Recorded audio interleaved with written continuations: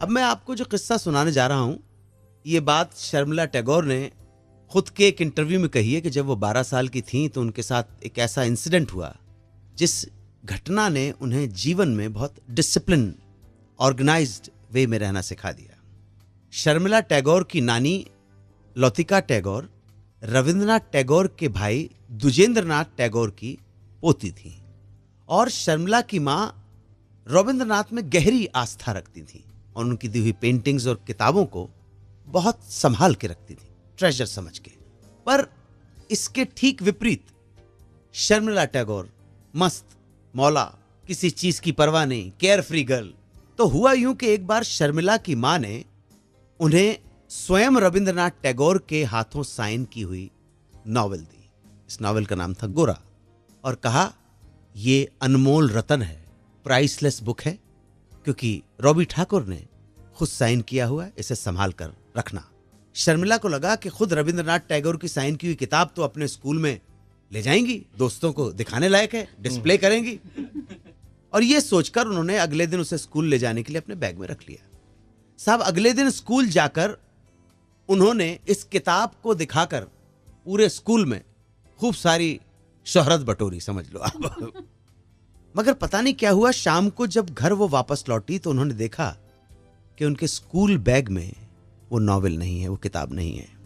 बहुत ढूंढा, बहुत तलाश किया, लेकिन वो नॉवेल नहीं मिला। शर्मिला घबरा गई और डरते डरते, घबराते घबराते ये बात उसने अपनी मां को बताई। मां शर्मिला की इतनी अपसेट हो गई, इतनी अपसेट हो गई कि उन्होंने आने वाले कई महीनों तक अपनी बेटी शर्मिला से बात नहीं की। उनको इतना अफसोस था कि मेरे इंस्ट्रक्शन, मेरी नसीहत के बावजूद तुमने वो किताब मिसप्लेस कर दी, वो किताब खो दी। इस घटना का शर्मिला पर बहुत गहरा प्रभाव पड़ा। बच्ची थी वो, और वहीं से उन्होंने न सिर्फ अपनी चीजों को बल्कि अपनी जिंदगी को संभालने का, सजोने का फैसला कर डाला।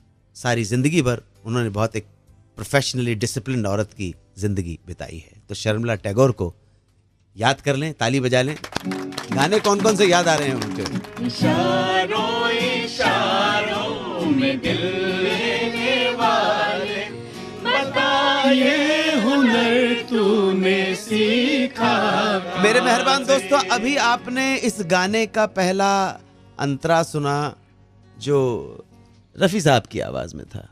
मैंने एक बार पूछा ओपी नैयर साहब से, मैंने कहा अंकल, आपके म्यूजिक डायरेक्शन में सभी ने बहुत अच्छा गाया, लेकिन जैसे आशा ताई ने गाया वैसा कोई भी नहीं गा पाया। ऐसा कैसे? क्योंकि इसके दूसरे अंतरे में मैं आप सबका ध्यान आकर्षित करना चाहूंगा। ओ मोहब्बत जो करते हैं वो मोहब्बत छुपाते नहीं, धड़कने अपने दिल की कभी किसी को सुनाते नहीं, किसी को सुनाते नहीं। आपने गौर किया, धड़कने अपने दिल की कभी, ये जो सुर लगाया है ना, तो मैंने अंकल से पूछा, अंकल ये रफी साहब से ऐसा सुर नहीं लगवाया, आशा दीदी से लगवा दिया। आपने आशा के लिए ऐसा क्यों कंपोज किया? बड़ी गौर से मेरी बात सुनी नैयर अंकल ने और फिर बोले, मेरे बच्चे, I was in love with her. 92.7 big FM पर सुनते रहिए सुहाना सफर विद अनु कपूर।